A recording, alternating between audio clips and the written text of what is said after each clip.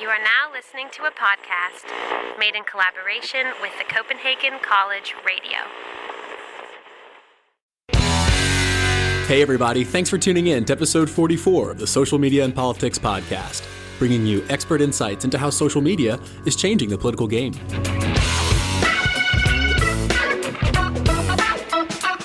I'm your host, Michael Becerra, political scientist at the University of Copenhagen. Connect with us on Twitter at SMNP Podcast or check out our Facebook page, Social Media and Politics Podcast.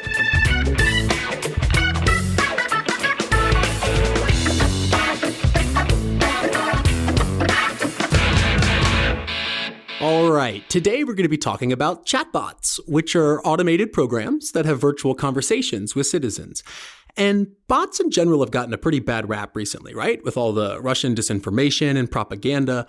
But bots, and in particular chatbots, can be used for a number of positive purposes as well. And today we're going to be looking at how chatbots are used to promote civic engagement and also provide feedback and suggestions to policymakers who can use the data from these chatbot conversations in order to get a better insight into the needs and concerns of their constituency. So my guest today is Simon Day, who together with Alex Tupper founded the tech startup Aptivism, which develops and implements chatbots through Facebook Messenger for governments. Now, Simon and Alex both have a background in government and behavioral economics, and what I thought was interesting is how the data from these chatbots is actually used. So you can run sentiment analysis, clustering algorithms, topic modeling, and you can basically drill into what demographics in the population care about certain issues, how they feel about them, and then you can use Facebook or other social media to target those groups and have them come in for interviews and focus groups to really get a sense of what they care about. So I think it's a really interesting project. And if you want to find out more about it, you can go to aptivism.org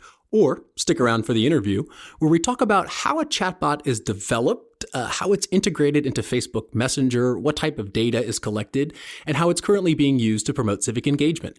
So without further ado, let me bring on Simon Day. Simon, thanks so much for taking the time out and welcome to the Social Media and Politics podcast. Nice to be here, Michael. So could you start out by giving us a brief introduction to the Aptivism project? Sure. So Aptivism was born in the beginning of 2017 with the aim of making it easier for citizens to give their view to governments, local councils, non-profits, and political parties. And we do that by using chatbots. They're automated conversations which can sit on Facebook Messenger or within websites or apps. Right. And that's what I think is super interesting about this project is the use of chatbots. And, what was the idea or the motivation to focus specifically on chatbots? Yeah, good question.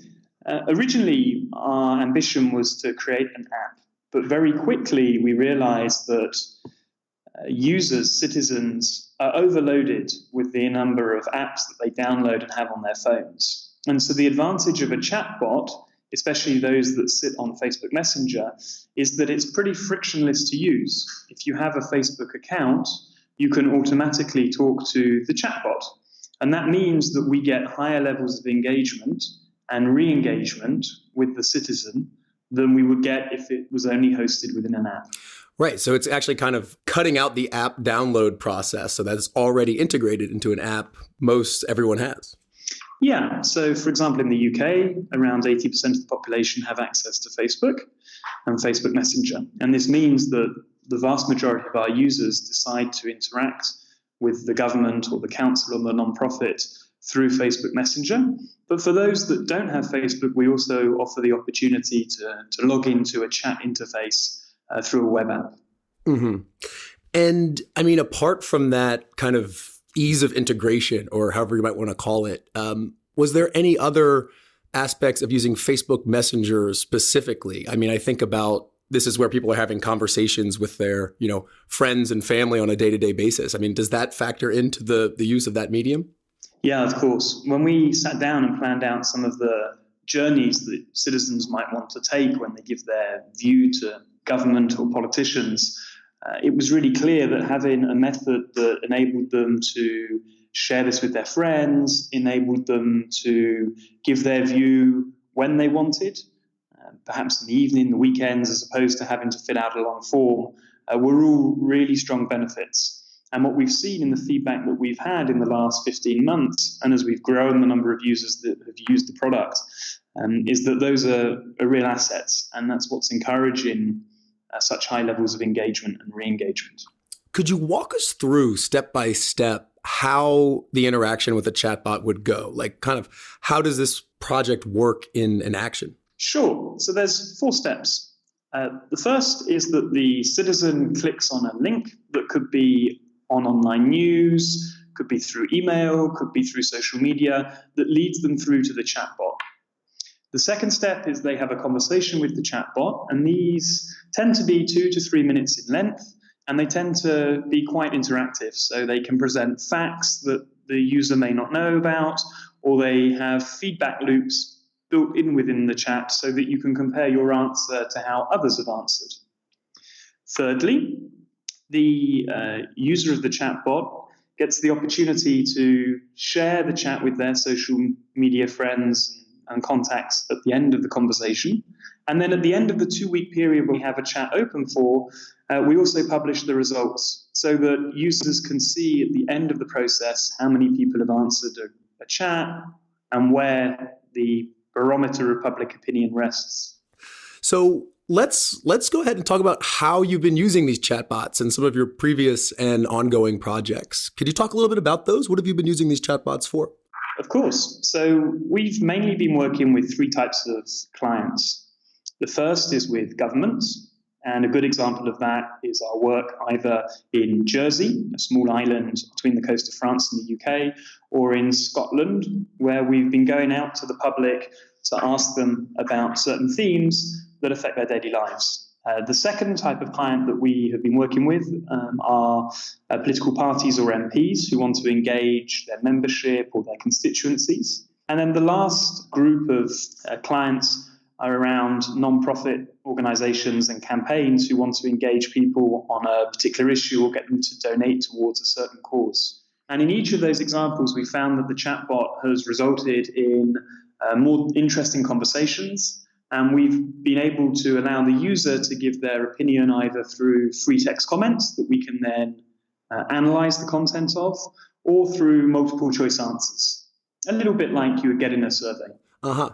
And have these initiatives overall, have they been successful? Yeah. So one of our case studies that we use is with the government of Jersey, where typically they have 100, 200 people who might respond to a government outreach initiative.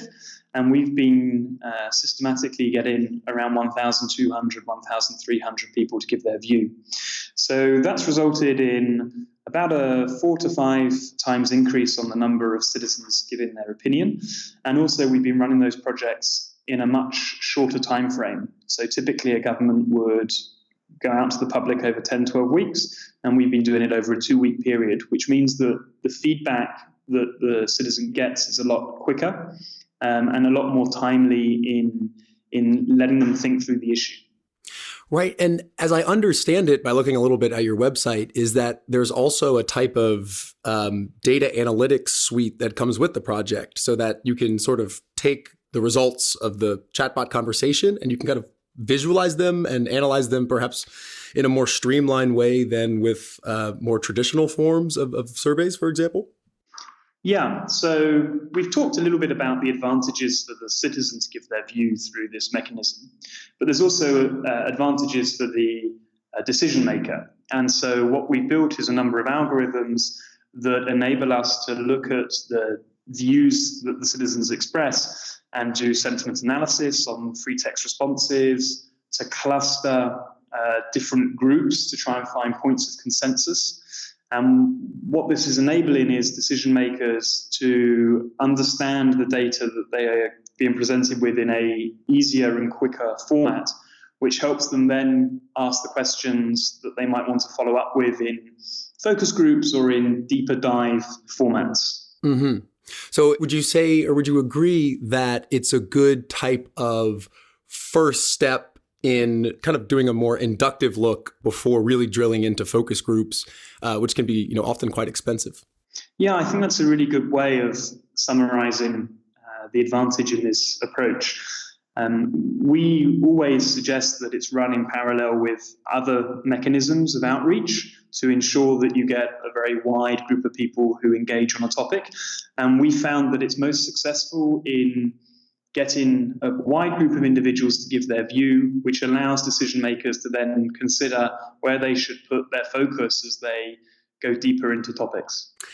And apart from the responses from the users, is there any type of data that's collected through the Messenger platform that helps to kind of drill into those insights? For example, like looking at what do people who live in a certain part of Jersey or Scotland say, or are there response differences between males and females? Are you getting that kind of data as well?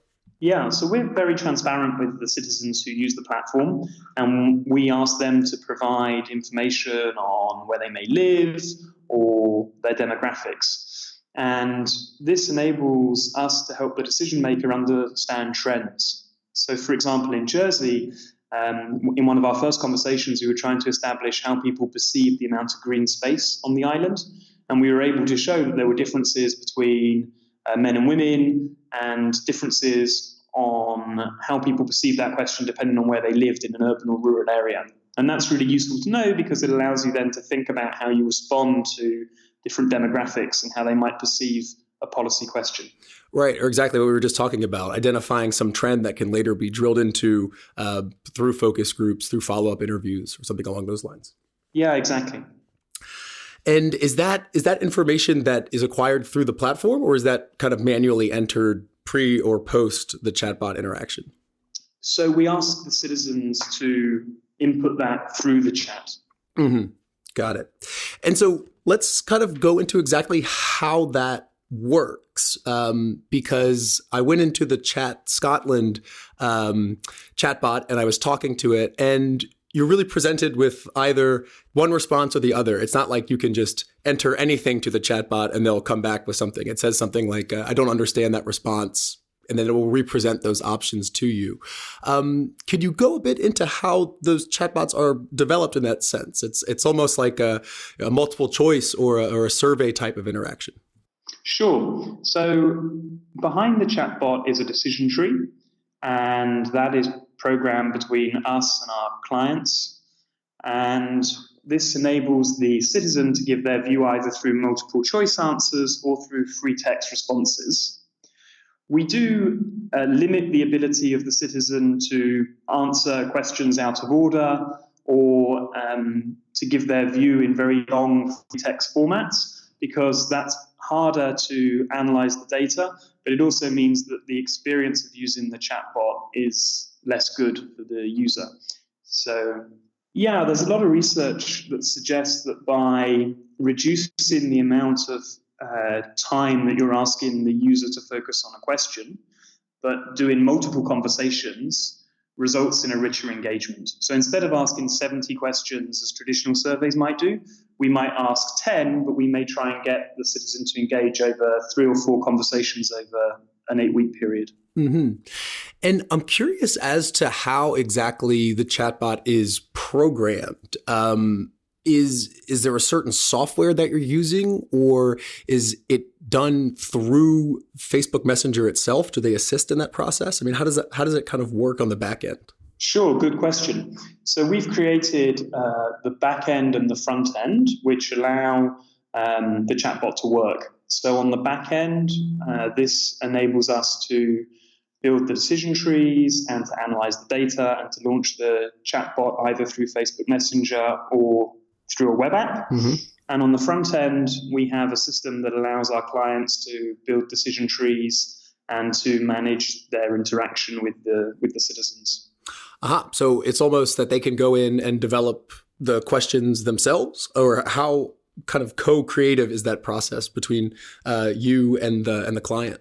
Yeah, so the client can use the front end to program their own chatbots, but typically we work with them to co-create the content and to co-create the decision tree, mainly because we built up a certain expertise in this area by working with a range of different clients in different countries on different themes.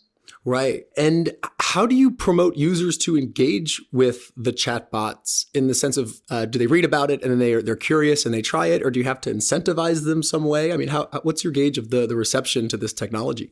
Yeah, good question. So users tend to engage with the chatbot by clicking on a link, and that link is either in online news, in newsletters, in emails, or on social media.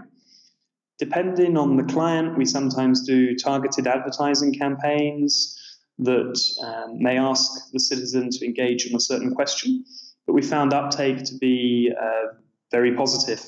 Some of our clients have benchmarked this against surveys that MailChimp might use. And MailChimp tends to get a 3% conversion rate. Our chatbots are getting significantly higher than that. And so we're able to deliver more engagement and more re-engagement between the citizen and the decision maker. Mm-hmm. And is it generally I think it's interesting. I'm thinking about, who might respond to these chatbots. Might there be a certain type of bias in the people who would be willing to take this conversation? And I think it's interesting that you could target certain segments if you wanted to encourage them to engage. It seems to me like it could be an iterative process where you have an initial chatbot and then you follow up on a subset of the population and then kind of keep drilling down to get more and more insights. Is that something that you've done before or looking to do in the future, as in doing multiple chatbots on the same project? Yeah. So we've done that with a number of clients where they started very wide on the topic and then they wanted to focus in more depth on a certain group or on groups of individuals who've answered in a certain way and invite them to a focus group to go deeper into that subject. So that's definitely been used and an area we see potential in. Interesting. So you've been doing a number of case studies, and it seems that the chatbots have a number of benefits, both for the supply side and the demand side, the clients and the citizens. Can you talk about where Aptivism is going in the future? How do you plan on using this technology in the coming years? Yeah, so really interesting question. We've been really encouraged by the positive engagement feedback we've received on the projects we've done in the UK and elsewhere. And we are now building out the software to allow even more interactive conversations, the use of videos, and the ability for citizens to ask questions to decision makers and get more tailored responses. Awesome. Simon, thanks so much for your time. This has been super interesting, and best of luck with the chatbots in the future. Well, thanks a lot, Michael, and it's great to be able to talk on your show and to tell people about the work we're doing here in Europe. I've just been speaking with Simon Day, co-founder of Aptivism. To find out more about the project, you can go to aptivism.org. And that's a wrap for this episode of the Social Media and Politics podcast. Thank you so much for tuning in, and I hope you enjoyed the show. Make sure you're subscribed to get all the latest episodes as they drop, and if you're holding out on the Axios newsletter, that's still in the show notes. Apart from that, you can follow us on Twitter at SMNP Podcast, swing by the Facebook page, Social Media and Politics Podcast. I'm your host, Michael Becerra, signing off from Chapel Hill. See you next time.